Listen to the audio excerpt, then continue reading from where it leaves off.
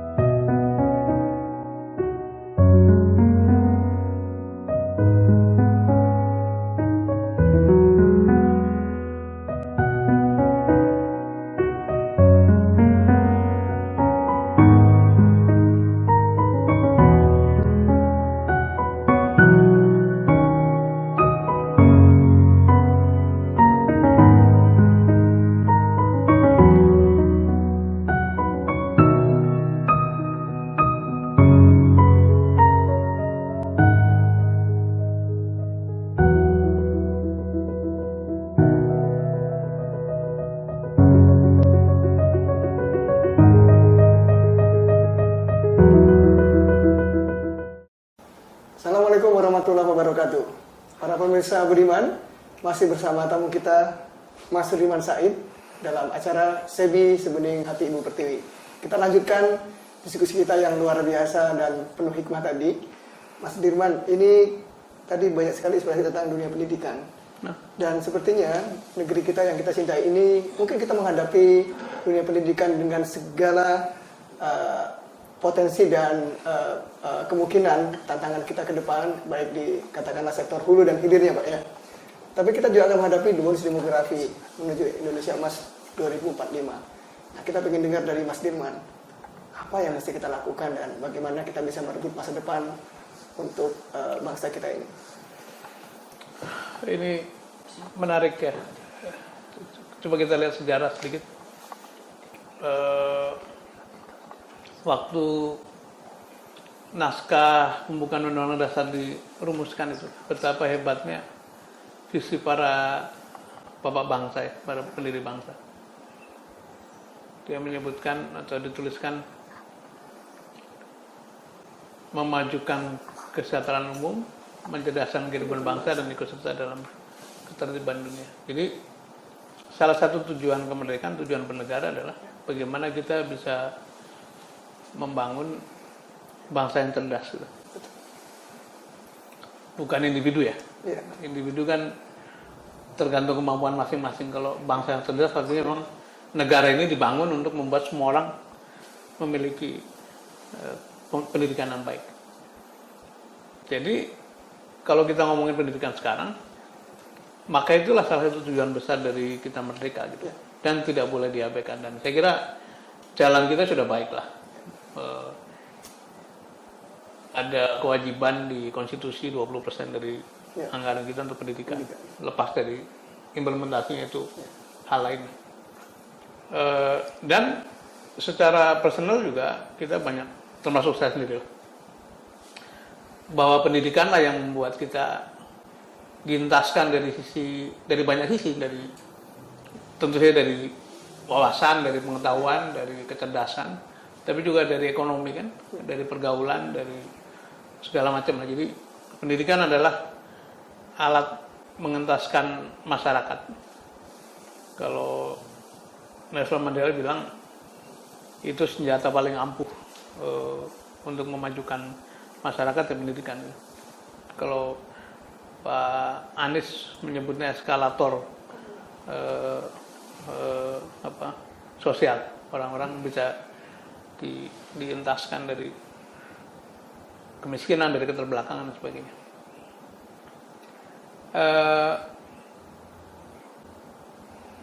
Tantangan kita barangkali adalah, kalau saya lihat dari pemerintah ke pemerintah dari zaman Pak Harto, Pak Harto karena pemerintah cukup lama, cukup stabil lah. Polisi tidak berganti-ganti. Sisi lainnya tentu saja demokrasi dikorbankan walaupun sudah dijawab dengan reformasi. Nah, yang saya khawatir kalau lompat pada keadaan sekarang adalah konten adab, perilaku, budi pekerti itu tidak menjadi perhatian utama. Yang menjadi perhatian utama adalah skill, terutama technical skill ya.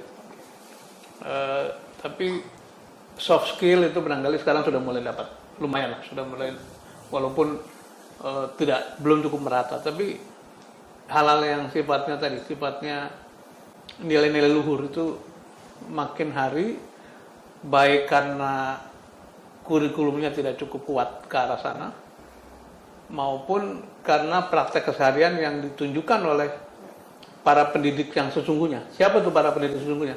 Para pemimpin. Karena pendidikan yang paling baik itu kan memang memberi keteladanan. Nah, setting publik kita, politik kita hari ini tuh tidak menampilkan itu. Jadi betapa sering kita di kelas tuh kalau diskusi mengenai kebaikan, idealisme, kejujuran, itu di-challenge oleh kenyataan-kenyataan di luar gitu. Pak, Bu, kok di luar begini? Nah, itu yang menyebabkan para pendidik kita sulit untuk mengajak pada bahwa Republik ini didirikan dengan keluhuran dan cita-citanya sangat luhur. Itu agak kesulitan. Ya, tentu saja contoh kita mesti keluar kan, kadang-kadang ya, tidak ada bangsa-bangsa yang menterlantarkan nilai luhur itu menjadi bangsa yang maju. Bangsa yang maju pasti integritasnya baik, nasionalismenya baik, etosnya baik, meritokrasinya baik, mendorong kompetisi yang sehat dan sebagainya. Nah, ini yang mungkin perlu menjadi perhatian kita bersama, bahwa betapa pentingnya aspek pendidikan bila kita ingin Indonesia ini betul-betul maju tadi, ngomong Indonesia emas dan sebagainya. Nggak ada jalan lain kecuali pendidikan harus dimajukan, dikuatkan, dan tadi sisi luhurnya harus dibangun habis-habisan. Kalau technical skill, kalau skill sih dimanapun kita bisa peroleh, tapi aspek-aspek keluhuran tadi, kejujuran, etika, etos, kompetisi, meritokrasi itu harus ditampilkan oleh para pendidik, para guru, para pemimpin. Itu mungkin pandangan saya. Ya, terima kasih Pak Liman. Ini luar biasa. Kita melihat langsung tadi Pak Liman memberikan highlight penting ya tentang pendidikan karakter mungkin Pak ya. Kita kenal Pak Dirman bersama seluruh pendiri masyarakat transfer Indonesia Pak ya. Itu ada istilah yang penting Pak ya tentang Indonesia sebagai island of integrity ya Pak. Yeah. Nah, menurut Pak Dirman apa masalah kita untuk melahirkan selain tadi pendidikan ya Pak ya? Kita dorong menjadi pendidikan yang bangun karakter bangsa, budi luhur bangsa kita ini. Tapi karakter integritas Pak ya. Ini mungkin ada gap atau di mana bottleneck-nya Pak? 98 ketika Pak Harto berhenti dengan tidak enak ya, tidak happy ending, padahal beliau seorang pejuang yang mengangkat Indonesia ke level kemakmuran yang lebih baik pada waktu katakanlah 20 tahun terakhir, 20 tahun pertama gitu. Tapi di 10 tahun terakhir mengalami penurunan dari segi kredibilitas dan sebagainya. Nah, waktu itu kira-kira para aktivis baik yang mahasiswa, orang-orang LSM maupun para tokoh-tokoh di pemerintahan maupun di corporate sector itu menyepakati soal kita adalah soal korupsi pada waktu itu, soal konflik of interest, soal terlalu campur aduknya antara private domain dan public domain. Orang tidak bisa memisahkan antara ini urusan publik atau urusan privat. Dan itu membuat bangsa kita sempat jatuh pada 98. Ya untung naik lagi. Maka muncullah waktu itu gagasan namanya Island of Integrity. Maksudnya apa? Di dalam satu kawasan yang mungkin dianggap kotor dengan praktek-praktek korupsi yang kayak tadi itu, marilah kita bikin pulau-pulau kecil yang dijaga integritasnya, dijaga kejujurannya dijaga, kebaikannya gitu. Nah, maka konsep KPK dibangun waktu itu ya. MTI salah satu yang ikut mendorong. Dan kebetulan di MTI memang seluruh pendirinya itu orang-orang yang punya concern yang sama. Apakah mereka akademisi, orang pemerintah, tentara, sampai orang perusahaan. Kalau saya lihat dari tahun 98 sampai hari ini, para pendiri MTI itu masih terus berperan ya. Mungkin orang juga tidak tahu bahwa Pak SBY itu salah satu pendiri MTI, Pak Budiono juga, Prof. Budiono, Pak Malik Fajar almarhum, Pak Yono Sudarsono, Bu Sri Mulyani sampai sekarang masih berperan cukup besar di dalam ngurus Indonesia. Pak Eri Riana tentu saja pernah di KPK lama, Pak Amin Sunaryadi, Pak Arief Surowijoyo, Ibu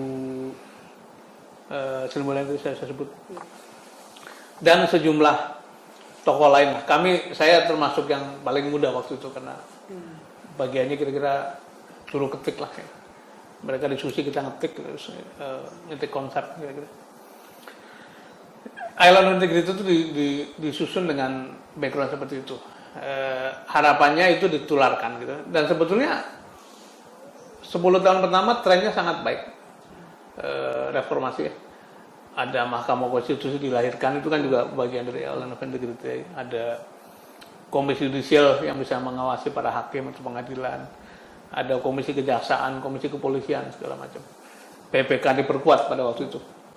OJK segala macam itu bagian dari yang lahir sebagai niat untuk membangun Island Integrity. Tapi memang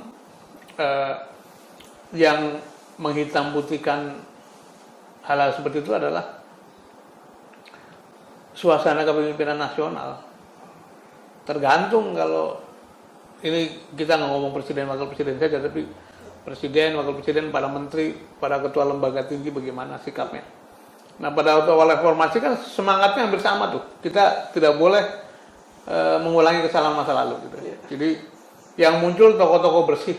Nah, tapi rupanya demokrasi berlanjut dan ada faktor uang di sini. Kemudian disadari bahwa lembaga-lembaga seperti KPK itu ternyata powerful. Kemasukan unsur-unsur yang tidak sejalan dengan cita-cita pendiriannya. Jadi ya suasananya seperti yang kita rasakan sekarang. Lembaganya baik tapi diawaki orang-orang yang tidak punya karakter seperti yang diharapkan. Itu juga PR kita. Baik, nah ini menarik karena Pak Dirman juga langsung meng-highlight ya Pak ya, satu isu tentang gerakan anti korupsi kita Pak ya. Jika demikian Pak, menurut Pak Dirman bagaimana gerakan anti korupsi ke depan Pak ya? Melihat situasi yang mungkin katakanlah kita mengalami fase yang berbeda ketika KPK didirikan dan juga mungkin tadi spirit kita Pak ya untuk mengembangkan masyarakat yang penuh dengan keterbukaan dan tanggung jawab publik ya Pak ya. Memang katanya kan, kata orang bijak kan, setiap zaman ada tantangan masing-masing. Atau kalau bahasa anak muda sekarang, tiap zaman ada tokohnya, ada tokoh ada zamannya gitu ya. Wah, menarik. Jadi ya pasti caranya berjuang nanti berbeda dengan 98 gitu. Baik. Tapi saya pernah berdialog dengan salah seorang teman anggota DPR yang ketika saya menteri itu dia menyarankan, Mas, Anda menteri nih, posisi politik jangan terlalu lurus katanya, jangan terlalu jujur. Lihat aja KPK itu sekarang diserang dan mungkin akan dihancurkan katanya, kata kawan ini. Saya bilang, Mas, pertama terhadap saya ini sampai ke posisi sekarang modalnya hanya 2, kerja keras sama menjaga kejujuran. Dan saya ingin satu ketika kembali ke depan kelas. Kalau saya suruh buang kejujuran itu, saya kembali mana nanti? Bagaimana saya bicara di depan kelas dengan anak-anak, dengan mahasiswa, dengan orang-orang saya ajar? Saya ingin punya return point, punya titik kembali yang baik lah, dan kembalinya ke depan kelas. Pengen menjadi pengajar. Yang kedua soal KPK tadi, ya bisa saja itu kan 2014-15 kan obrolan itu kan, bisa saja mereka menghancurkan siapapun yang merasa terganggu, terancam. Tapi yakin saja pada setiap zaman akan muncul cara baru berjuang gitu. Dan ini bukan menghibur diri, tapi saya punya keinginan kuat, yang rusak selalu akan kalah, yang bangun selalu akan menang. Memang kadang-kadang perlu waktu. Buktinya apa? Bahwa yang bangun selalu menang. Buktinya hadiah Nobel terus-menerus ada. Yang tadinya bangsa dijajah kan merdeka selalu bersatu. Yang tadinya korupsi gila-gilaan di berbagai daerah, di berbagai negara, mulai pelan-pelan selesai. Buktinya ada KPK berdiri pada tahun 2001. Kan gitu kan? Jadi nanti akan selalu muncul. Buktinya ada orang-orang kayak gini nih, ngobrol kebaikan terus-menerus. Jadi selalu saja yang berbuat membangun akan menang gitu. Walaupun menangnya bukan pada zamannya gitu. Karena dunia ini memang bergerak pada arah kebaikan kan. Ini semua kan hasil dari perbuatan baik. Ada cangkir yang bagus, ada gadget yang bagus, ada sepatu yang baik, ada pakaian yang bagus, itu hasil dari prestasi, hasil dari kompetisi, hasil dari kebaikan. Yang merupakan hasil dari kerusakan kan penjara kan. Penjara, rompi merah, keluarga yang dipermalukan gitu, keluarga yang berantakan karena orang tuanya ditangkap masuk penjara, itu kan hasil dari kerusakan. Dan selalu akan ada dorongan untuk, bahkan sebetulnya kenapa politik itu ada, kenapa negara ini ada, karena demokrasi ini ada, karena kan pengen mendorong kebaikan. Prakteknya barangkali sekarang tidak terlalu ideal, tapi niatnya memang untuk kebaikan. Jadi kalau saya ditanya, satu ketika mungkin bukan kita, mungkin juga bukan anak kita, tapi ada orang-orang yang ingin kembali menegakkan itu. Nah, caranya bagaimana nanti tergantung dinamika lapangan. Spirit itu nggak pernah akan hilang. Seorang Novel Baswedan itu kan tekanannya kurang apa gitu. Barangkali yang saya hadapi nggak ada apa-apanya. Itu fisik dialami betul sampai konon menurut cerita kawan-kawan intelijen itu desain dimatikan, diguyur seember lah. Tapi karena novel itu keluar lebih cepat daripada biasanya, si yang pelakunya itu kaget, loh kok lebih cepat.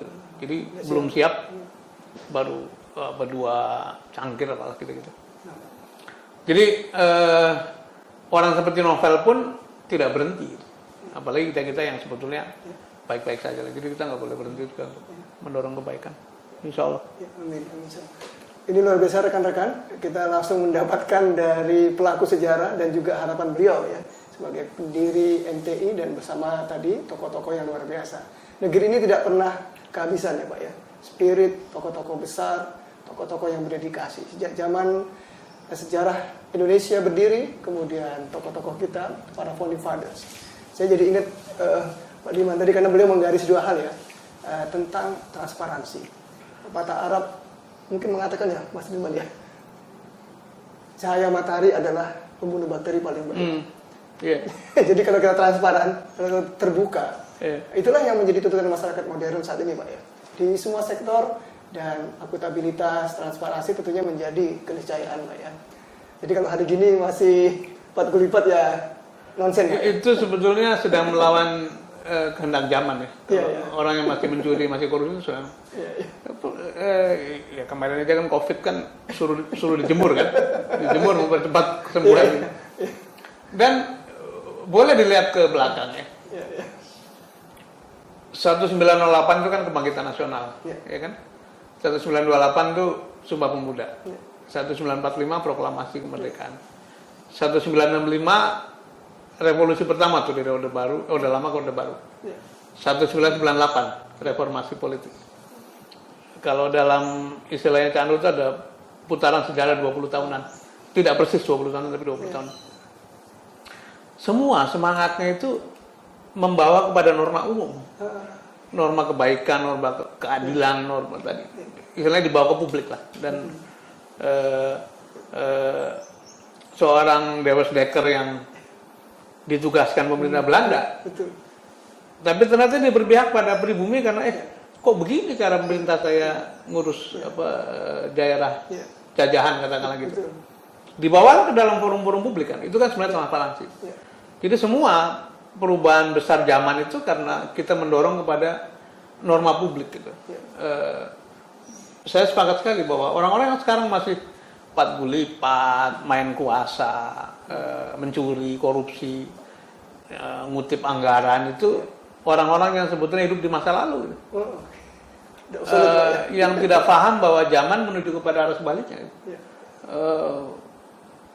Nanti kan responnya, lu terlalu naif. Enggak naif. Tidak naif. Sama sekali tidak naif. Hanya kalian itu yang masih mencuri tidak sanggup menerima kenyataan. Bahwa zaman sudah berubah. Gitu. Nanti lihat aja. Sepandai-pandai itu melompat, kan katanya akhirnya jatuh juga kan.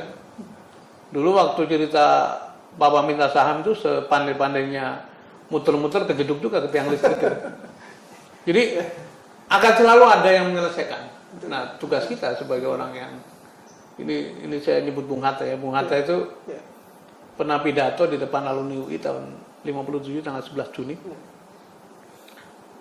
Judul pidatonya itu tanggung jawab kaum intelijensia, tanggung jawab kaum terdidik. Dia kurang lebih mengatakan begini. Tugasmu hai para alumni UI, alumni perguruan tinggi semuanya lah. Sebagai intelektual yang punya pengetahuan lebih luas adalah menjaga nilai kemanusiaan dengan menjadi pemimpin jalannya masyarakat katanya. Memberi teladan, memberi arah. Nah, kalau orang-orang terdidik itu diam saja, membiarkan kerusakan di masyarakat maupun di negara itu berlangsung tanpa kendali, itu sebetulnya sedang berkhianat pada tanggung jawab itu sendiri gitu. Jadi itu tugas kita lah, tugas kita yang merasa diberi pendidikan lebih baik daripada kebanyakan orang harus terus mengingatkan. Luar biasa. Bapak Ibu dan rekan-rekan Budiman, tadi satu hal juga Pak Dirman sudah menggarisbawahi kepada kita masalah niat ya Pak ya. Kita mungkin ingat satu film yang menarik ya Pak, film sederhana mungkin tontonan kita bersama Robin Hood ya Pak ya. Ada satu pengalaman menarik tuh teman-teman. Jadi waktu Robin Hood menghadapi suatu kemelut ya, karena rupanya ada mata-mata dalam perjuangannya yang luar biasa ya bagi masyarakatnya. Saya nggak suka nonton film banyak-banyak sih Pak, tapi jadi kenangan menarik sih. Robin Hood banyak ditonton lah pasti. Iya, itu ada satu sahabat dari Robin Hood yang menarik ya. Karena kalau nggak salah sahabat itu dari seorang Muslim Maroko yang menjadi sahabatnya Robin Hood dan lalu menasihati Robin Hood yang sedang sedang galau gitu ya. Kok bisa ya saya semua pertahanan kami dibobol oleh musuh lah kira-kira begitu. Dia bilang we possibly have no perfect plan, but we must have perfect intention. Wah, saya walaupun jarang nonton film tapi menarik ya Pak ya. Seperti kata Pak Dirman tadi. Niat yang sempurna itu akan menentukan Pak ya daya perjuangan kita, dan khususnya bagi rekan-rekan mahasiswa ya. Spirit dari Pak Dirman tadi ya. Kita kebayang ya, dan nasihat yang luar biasa. Ada fase-fase, ada tarik napas dan terus bersama untuk kebaikan dan tentunya untuk kemajuan bangsa ini. Tapi juga menarik tadi Pak Dirman mengungkap tentang leadership Pak ya. Sepertinya leadership ini juga satu ikonnya adalah Pak Dirman, karena juga beliau mendalami itu secara akademik dan juga menjalani dalam berbagai sektor. Menurut Pak Dirman, apa sih esensi leadership ini bagi katakanlah kita sebagai bangsa membangun nation building kita Pak ya saat ini? Iya. Kita mulai dari kelas ya. Oh iya Pak. Ruang kelas ya. Yang kepilih ketua kelas itu orang seperti apa sih? Kan rata-rata dipilih yang paling rajin melayani teman-temannya kan? Betul nggak? Kalau bisa akademiknya nggak ketinggalan, karena supaya kalau bolos-bolos tuh IP-nya nggak jeblok lah gitu. Jadi secara akademik. Terus tidak mungkin tuh dipilih ketua kelas orang yang sembrono, yang kalau dikasih titipan uang itu nggak mana gitu dikutil gitu, nggak mungkin gitu. Sampailah pada kemampuan menggerakkan isi kelas kan untuk jadi esensi leadership itu ya dari mulai kejujuran tadi, kemudian value melayani, kemudian kemampuan intelektual lah, Ya.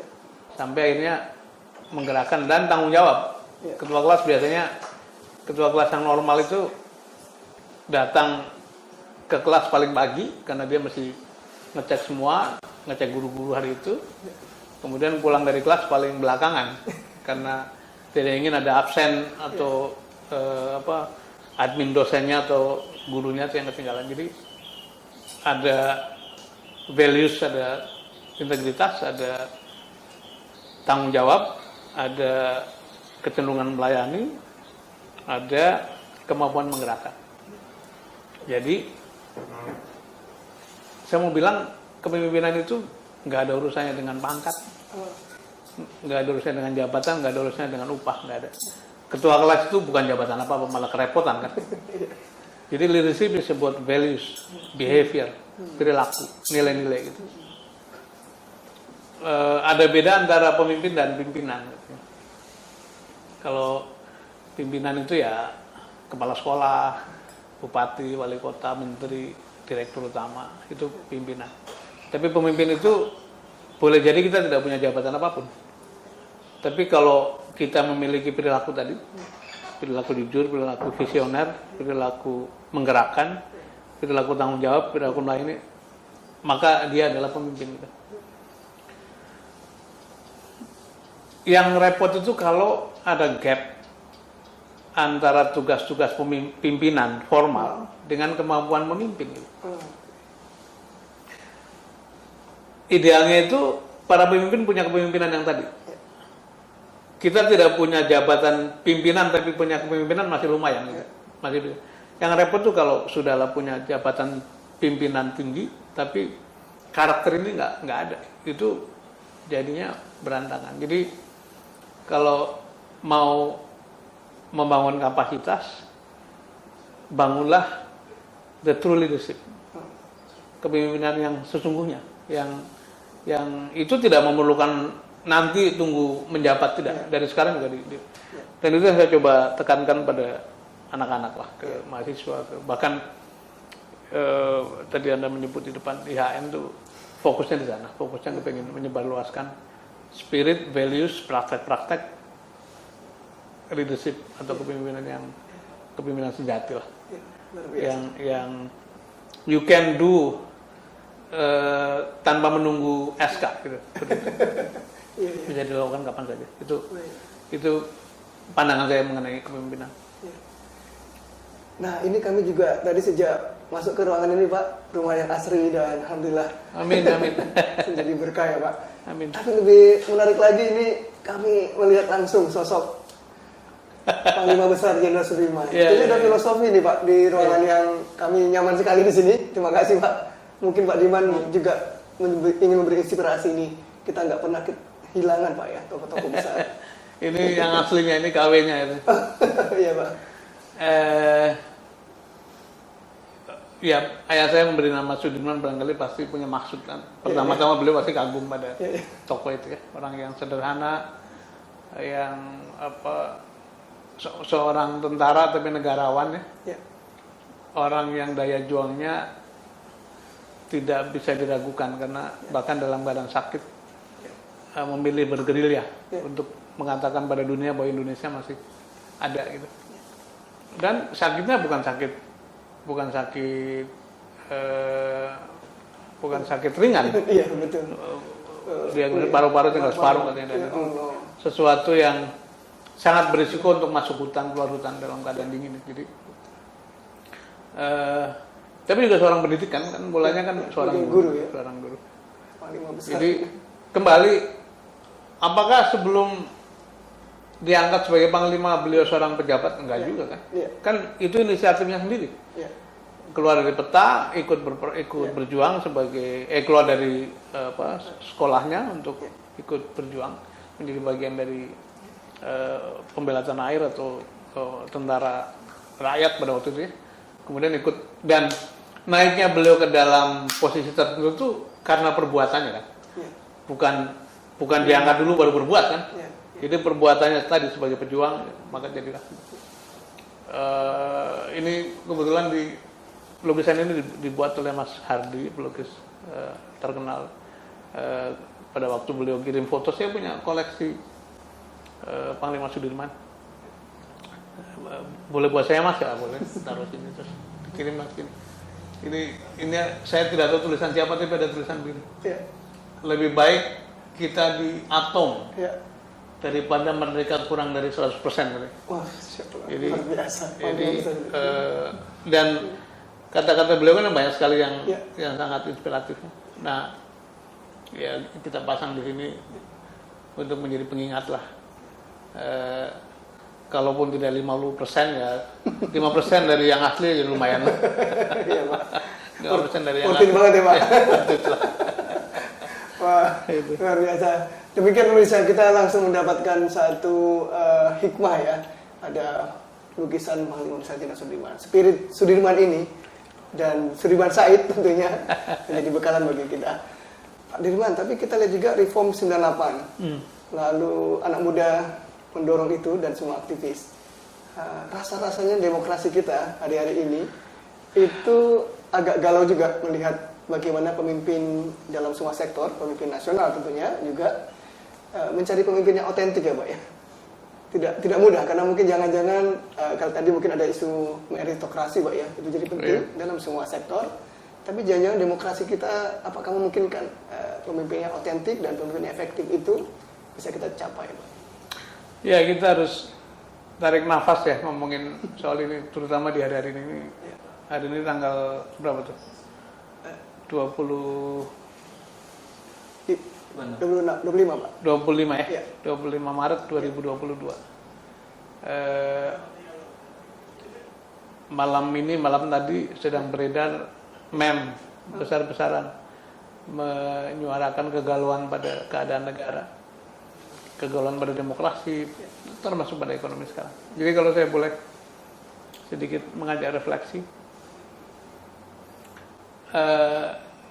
kata banyak ilmuwan, termasuk ilmuwan politik, ilmuwan sosial itu, demokrasi bukan sistem yang sempurna, tapi ini adalah sistem yang memungkinkan terjadinya pergiliran kekuasaan. Mengapa itu hal yang sangat mendasar? Karena disadari bahwa setiap orang betapapun baiknya, karena manusia biasa bukan nabi. Kalau nabi kan ada sifat maksum kan, terjaga gitu. Iya. Manusia biasa itu begitu pegang kekuasaan memang berpotensi untuk nyimpang. Namanya juga manusia kan, tempatnya lupa, tempatnya kelemahan. Jadi ada istilah power itu tend to corrupt, absolute power corrupt absolutely katanya. Jadi semakin absolut kekuasaan itu semakin belandarangnya makin terbuka. Nah karena itu apa ujungnya? Sadarilah bahwa pada setiap 5 tahun ada pemilu, dievaluasi kalian. Kalau kebangetan pasti nggak kepilih lagi, kalau baik dipilih lagi. Tapi bagi pemimpin tertentu, apakah presiden, bupati, wali kota, gubernur, ada batas 10 tahun gitu, hanya boleh 2 kali. Kenapa begitu ya? Sama bahwa walaupun kalian baik, tapi kalau terus-menerus ada di situ, akan ada resiko lupa, resiko bahwa itu dikira punya sendiri, resiko beda, tidak bisa membedakan antara publik sama private domain. Seperti resiko yang kita alami pada tahun 1998 dan juga tahun 65 kan? Kan 1945 kita merdeka, kemudian ada duit tunggal namanya. 57 Bung Hatta tidak tahan terhadap tindakan Bung Karno, menarik diri. Setelah Bung Karno sendirian, makin belantrang, makin absolut tadi kan. 65 jatuh. 65 Pak Harto naik, 20 tahun pertama sangat sempurna lah, baik itu. Dan kita juga tidak mikir ganti-ganti presiden waktu itu kan. Tapi mulai periode ke-6, ke-7, makin tidak bisa beda antara urusan keluarganya, putra-putrinya dengan urusan negara gitu. Sampailah paling jadi fenomena kan mengangkat putrinya, Mbak Tutut orang baik lah, orang bekerja untuk bangsa juga. Tapi begitu terlihat mencampur adukan antara urusan pribadi dengan keluarga, itulah problem dimulainya. Makanya kembali tadi esensinya, ya demokrasi tidak sempurna, tapi dia memberi kesempatan pada sirkulasi. Kalau kita menyadari ada sirkulasi, ketika duduk akan berhati-hati gitu. Nah, begitupun ketika ngambil akan normal-normal saja gitu, nggak akan terlalu berlebihan. Ini yang sekarang sedang menghadapi cobaan atau menghadapi tekanan karena ternyata praktek demokrasi kita sistemnya baik, tapi prakteknya belum menghasilkan pemimpin yang punya kapasitas yang kayak tadi yang kita diskusikan tadi. Gitu. Nah, terus bagaimana? Ya biarkan negara ini belajar dari waktu ke waktu. Tapi jangan ada pretensi siapapun ingin terus nganggangi kekuasaan selama-lamanya. Itu yang sedang kita perangi hari ini kan. Bukan kita tidak suka pada Pak Jokowi jasanya banyak lah. Sama seperti Pak SBY dan sebagainya. Jadi kita harus mulai melihat spektrumnya jauh ke belakang sama jauh ke depan juga.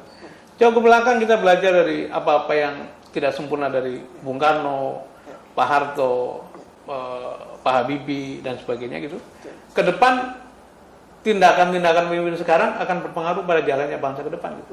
Jadi kita nggak boleh mengumbar ego hanya karena kepengen terus-menerus ada di kekuasaan kemudian mengorbankan jalan masa depan. Dan dari sisi perjalanan jangka panjang sebetulnya kita ini nggak jelek, tidak jelek sama sekali.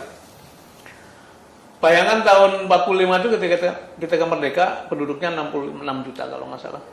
Itu hanya 3% yang melek huruf, yang bisa baca tulis tuh. Selebihnya orang buta huruf, artinya miskin dan sebagainya. Gitu. Tapi sekarang yang melek huruf, yang buta huruf barangkali tinggal kurang dari 1%, dan banyak sekali tuh orang-orang tumbuh, jadi profesor, jadi dokter segala macam. Ekonomi kita terus tumbuh, income per kapita kita terus tumbuh, jumlah APBN yang didanai oleh pajak makin meningkat, artinya apa? Negara kita dibiayai oleh rakyat gitu. Itu makin baik. Ini mandek gitu. Jadi kita sih tidak mengharapkan ada kekerasan. Tetapi ini juga warning bagi kembali the power holder ya, para pemangku kekuasaan sekarang. Kemarin baru terbit The Economist yang terbaru, mungkin baca juga. Ya dia meluiskan perjalanan presiden kita lah, Pak Jokowi, dan saya pernah bersama beliau menjadi bagian dari pemerintahan yang sangat fenomenal sebetulnya. Orang biasa mewakili masyarakat umum lah, disebutnya bukan dari kalangan perwira tinggi tentara, bukan dari birokrat karir, bukan dari pengusaha besar, tapi masuk ke dalam demokrasi dengan baik. Tapi power telah merubahnya katanya. The power has changed. Nah, yang jadi sekarang itu seperti lupa bahwa dia pernah membawa apa hawa atau membawa angin segar bagi demokrasi. Nah, dibayangkannya, dilukiskannya sama dengan zaman Orde Baru, cuman katanya bedanya pada waktu Orde Baru pemimpin bersama teknokrat menata prioritas, kemudian ada kesempatan berdagang, berbisnis, kemudian pemerintah pula yang mengatur untuk siapa ini bisnis. Gitu. Nah sekarang para oligark atau para saudagar itu yang mengatur prioritas pemerintah. Itu menurut saya keadaan yang sangat bahaya, dan ditulis di alinea terakhir itu seharusnya yang di pemerintahan menyadari bahwa sedang terjadi akumulasi ketidaknyamanan, akumulasi kemarahan dari masyarakat. Kalau ini tidak dikelola dengan baik, ya memang kalau diingetin dengan kata-kata tidak bisa, kan akhirnya masa turun ke jalan gitu. Dan itu yang tidak kita kendaki, ongkosnya besar. Tapi konsekuensi itu bisa muncul. Mengapa? Karena ratusan guru besar sudah mengingatkan, puluhan LSM sudah mengingatkan. Bahkan orang-orang yang dulu mendukung sangat fanatik sudah juga mengingatkan. Jadi menurut saya sih ini harus jadi early warning yang setiap pemimpin punya tanggung jawab menjadi teladan, tapi juga punya tanggung jawab menyiapkan masa depan institusi yang dipimpinnya. Nah kalau pimpin negara juga mesti memikirkan nasib negara ke depan, jadi tidak boleh semata-mata dianggap ini sebagai urusan pribadi dan keluarga gitu. Ini temanya agak serius nih. Menarik ini. Jadi ini memang ya apa namanya pengalaman panjang beliau Mas Dirman, dan tentunya harapan besar ya Pak ya. Kita begitu mencintai negeri ini dan kami kira ini jadi catatan kita penting Pak ya hari-hari belakangan ini. Saya sedikit ya. Ya, silakan, Pak. Ini penting untuk di share kepada pemirsa lah. Ya. Ada istilah namanya post-power syndrome. Post-power syndrome itu sindroma orang yang kehilangan kekuasaan. Seperti tidak merasa penting, tidak merasa dihargai orang.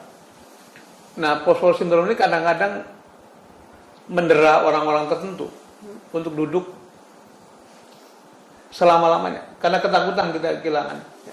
Nah, mengapa begitu? Karena tadi ada dua hal.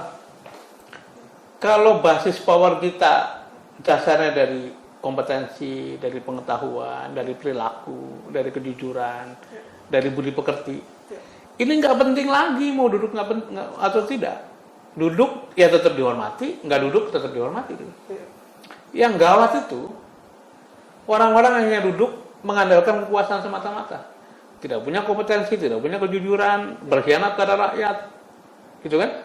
Kemudian tidak punya sesuatu yang ditawarkan kecuali kekuasaan itu, maka ini mengalami ketakutan. Karena itu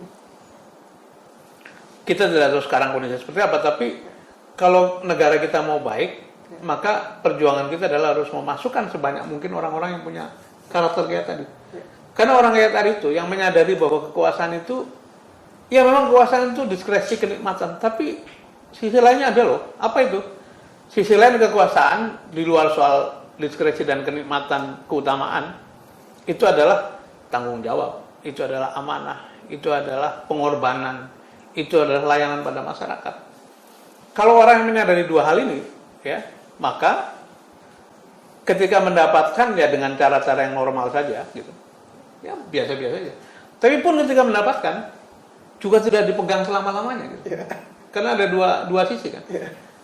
Yang gawat itu orang-orang yang melihat kekuasaan hanya separuh saja.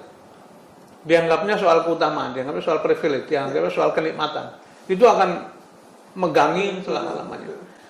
Jadi kembali, kita sebagai negara yang sudah 70 tahun merdeka, ini tahun ke-77, harus belajar, dan tugas pimpinan negara dari mulai paling tinggi sampai lapis berikutnya adalah mengajarkan tadi dua sisi tadi yang ya in and out biasa saja lah, supaya tadi demokrasinya jalan sehingga ada pergiliran kekuasaan.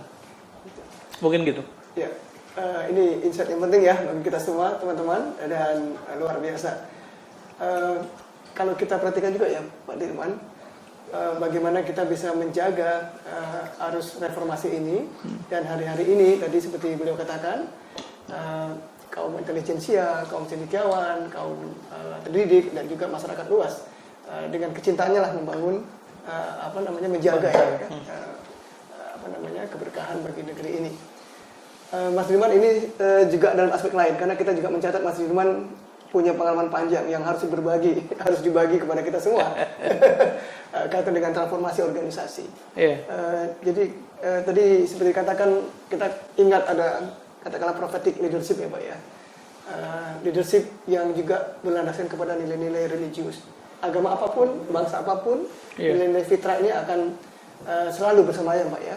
Kata orang mata uang itu adalah kejujuran adalah mata uang yang berlaku dimanapun ya Pak ya. Dan juga kita ingat satu buku yang menarik ya Pak ya, tentang, mungkin Pak Dirman sempat meng-highlight juga tentang sufi korporat lah, katakan begitu Pak ya, kaum mistikus korporat yang ditulis oleh G. Hendrik dan Kurt Lederman ya Pak ya. Mungkin Pak Dirman juga langsung melihat karena juga pernah di korporasi dan juga dunia private. Bagaimana menariknya kaum-kaum profesional dan tentunya bisnismen gitu ya Pak ya, yang sangat lekat dengan nilai religius dan tentunya menjadi sufi korporat pada sektor masing-masing. Kan sebelum dunia ada korporasi, sebelum ada pemerintah itu kan ada nabi-nabi kan. Dan mau nabi apapun, apa sih yang ditampilkan oleh mereka? Ya tadi, kepercayaan dari masyarakat setempat, dari umatnya, pengorbanan yang diberikan. Ada orang yang sampai harus menyembelih anaknya kan, Ibrahim.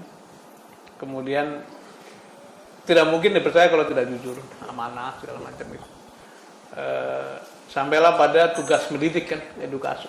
Jadi para nabi adalah contoh terbaik dari leadership gitu. Dan mau baca buku apapun mengenai pemimpinan, maka kita bisa dengan cepat mereferensikan akhlak para nabi kan. Gitu. Makanya kan kalau kita orang Islam, umat Islam ya, nabinya Muhammad kan ada 4 karakter itu ya. Iya, Pak. Apa? Tablik, amanah, sidik, fatonah. Tablik, amanah, sidik. Jadi dia mengajarkan, dia dipercaya, tapi dia juga dapat tidak saja punya pengetahuan, tapi juga menjadi pengajar, menjadi pendidik dan sebagainya. Terjemahan 4 itu luar biasa gitu. Begitupun kalau kita tadi mereferensikan pada agama-agama lain, seorang Buddha itu kan seorang pelayan gitu. Nabinya umat Kristiani, Yesus, Nabi Isa tuh dilambangkan dengan bentuk kasih gitu ya. Jadi semuanya adalah nilai luhur. Karena itu tadi kalau menyebut kepemimpinan profetik atau kepemimpinan para sufi nabi, sumbernya dari agama pasti. Diterjemahkan ke dalam kehidupan 3 sektor. Saya menyebut 3 sektor. Ada public sektor pemerintahan, ada private korporasi, ada gerakan sosial seperti profesi, ya, IMT dan sebagainya.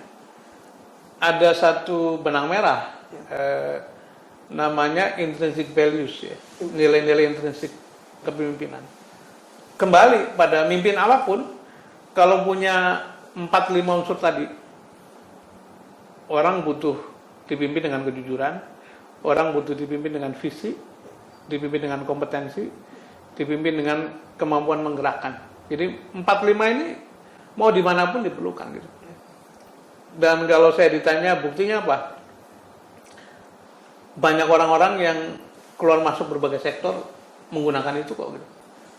Saya sendiri kan melakukan itu kan. Saya pernah mimpin YAI, pernah menggerakkan MTI di sosial, pernah masuk ke Indika dan Pertamina sebagai korporasi, pernah di PRR dan SDM sebagai lembaga pemerintah, dan sekarang ada di gerakan sosial lagi. Nggak jauh-jauh dong dari values itu. Jadi kalau kita bisa bangun value tadi, pertama pemahaman bahwa leadership is character, values, behavior, bukan jabatan. Yang kedua apa yang diperlukan tadi, integritas, kompetensi, visi, capability to mobilize people gitu, sama soal pelayanan, tanggung jawab itu. Insya Allah ini akan jadi apa ya? Ya kunci Inggris lah yang bisa dipakai dalam segala medan gitu. Baik, pemirsa yang kami muliakan, begitu banyak hikmah dan juga tadi pelajaran dan luar biasa pengalaman hidup langsung dan juga pengalaman profesional beliau, Pak Sudirman Said, kepada kita. Pak Sudirman mungkin bisa memberikan closing statement sedikit, masukan paling penting kepada adik-adik kita. Iya. Adik-adik akan menjadi penerus bangsa ini, bagaimana kita mewujudkan cita-cita luhur bangsa ini. Monggo, Pak. Ini terutama buat teman-teman muda ya. Saya tadi menyebut garis sejarah kita. 1908 Kebangkitan Nasional, 1928 Sumpah Pemuda, 1945 kemerdekaan, 965 transisi dari Orde Lama ke Orde Baru, sampai 98, bahkan sekarang nanti. Apa yang terjadi kita lihat. Di balik semua peristiwa besar itu orang-orang muda kan. 1908 itu adalah para scholar, para orang terdidik, bahkan orang-orang yang sekolahnya di kedokteran waktu itu. Menjadi sponsor dari perubahan besar, namanya Gerakan Kebangkitan Nasional gitu. Begitupun pada Sumpah Pemuda juga sama, orang-orang sekolah, orang-orang mahasiswa pun di balik kemerdekaan kan tokoh-tokoh muda waktu itu, tokoh-tokoh yang punya pendidikan sangat baik. 965 juga kami, KAPI, gerakan-gerakan sampai pada tahun 98. Mungkin Mas Siki juga bagian dari itu semua. Saya juga bersama mahasiswa ada di Senayan waktu itu. Jadi setiap perubahan besar yang dorong adalah kaum muda gitu. Jadi kaum muda mesti bersiap untuk berperan. Yang namanya perubahan itu kan tidak harus ontran-ontran, tapi ini kan transisi menuju kepada yang disebut zaman digital, yang disebut industri 5.0, atau menjaga demokrasi itu bagian dari proses perubahan juga. Jadi mari kita bersiap dengan karakter kepemimpinan, dan once you own that karakter, sekali Anda punya itu, Anda tidak perlu lagi risau apakah akan duduk dalam jabatan atau tidak, karena karakter itu, perilaku itu, values itu akan diperlukan di berbagai tempat untuk mendorong perbaikan. Jadi kita bersiap dengan peran kepemimpinan, the true leadership, kepemimpinan sejati, tidak harus menunggu SK, menunggu jabatan, tapi gerakan saja lingkungan untuk mengarah pada perbaikan. Itu barangkali sharing saya untuk teman-teman mahasiswa dan yang muda-muda. Terima kasih banyak Mas Sudirman Said, dan tentunya rekan-rekan yang berbahagia, Bapak Ibu dan para sahabat budiman, pemirsa Sebi Sebening Hati Ibu Pertiwi. Waktu juga mungkin yang memisahkan kita. Ingin sekali kita mendiskusikan banyak hal kepada Mas Sudirman Said. Insya Allah lain waktu kita akan tetap berdiskusi, dan tentunya ini adalah spirit kita, tidak pernah lelah mencintai negeri ini, dan juga tidak pernah berhenti menenun persatuan negara kesatuan Republik Indonesia ini. Dengan peran kita masing-masing, dengan dedikasi kita masing-masing, dan semoga Allah Subhanahu Wa Taala meridhoi dan memudahkan semua langkah-langkah kita. Kita akhiri diskusi kita hari ini. Tunggu kami di agenda berikutnya, Sebi Sebening Hati Ibu Pertiwi. Assalamualaikum warahmatullahi wabarakatuh. Bermata tapi tak melihat, bertelinga tapi tak mendengar, bermulut tapi tak menyapa, berhati tapi tak merasa, berharta tapi tak sedekah, berbenda tapi tak berzakat, berilmu tapi tak beramal, berjalan tapi tak terarah. Semoga kita